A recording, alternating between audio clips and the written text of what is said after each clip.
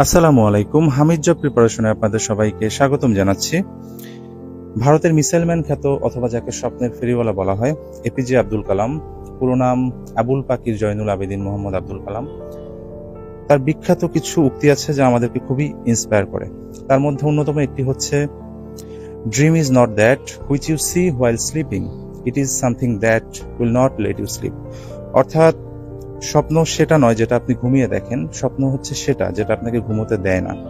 তার আরো একটি খুব বিখ্যাত উক্তি আছে, সেটা হচ্ছে, if you want to shine like the sun, first burn like it. অর্থাৎ আপনি যদি সূর্যের মতো জ্বলতে চান, আপনাকে প্রথমে আগে সূর্যের মতো উঠতে শিখতে হবে। তার আরো কিছু উক্তি আছে, কোনো কিছুতে আপনি ফেল করলে আপনি যদি মনে করেন যে এখানেই শেষ, no, first attempt in learning.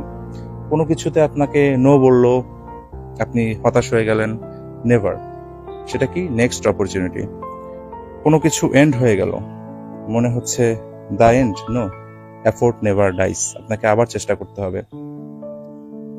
আমরা পড়তে বসলে আমাদের পড়তে ইচ্ছে করে না, স্বাভাবিক, এটা কারোই পড়তে ইচ্ছা করে না। তো সেক্ষেত্রে আমাদের কি করণীয়?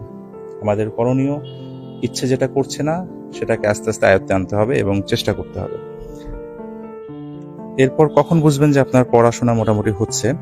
আপনি টিভি দেখতে বসলেন, আপনার ইচ্ছে হচ্ছে না, আপনার মধ্যে একটা বিষণ্ণতা কাজ করছে, ইস, আমি পড়তে না বসে আমি টিভি দেখতেছি, না, আমি তো সময় নষ্ট করতেছি। এই যে আপনার মধ্যে একটা উপলব্ধি সৃষ্টি হয়ে গিয়েছে।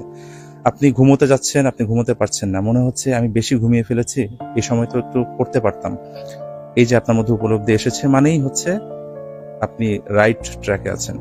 আপনি কোথাও আড্ডা দিচ্ছেন, আপনার মনে হচ্ছে আড্ডাটা আমার দেয়া ঠিক হচ্ছে না, আমার সময়টা নষ্ট হচ্ছে, এই সময়টা আমি পড়তে পারতাম। এই যে উপলব্ধিগুলো আপনার হচ্ছে, দ্যাট মিনস আপনি কিন্তু you are on the right track. So উপলব্ধিগুলো এভাবেই আসে যখন আপনি ভালো কোনো কিছু করতে যাবেন, করতে করতে একটা সময় এই ভালো জিনিসের প্রতি আপনার যেটা অ্যাট্রাকশন সেটা অলওয়েজ থাকবে। সো যাই হোক, সবার জন্য শুভকামনা রইল for your upcoming days, for your upcoming exam. সবাই ভালো থাকবেন, আল্লাহ হাফেজ।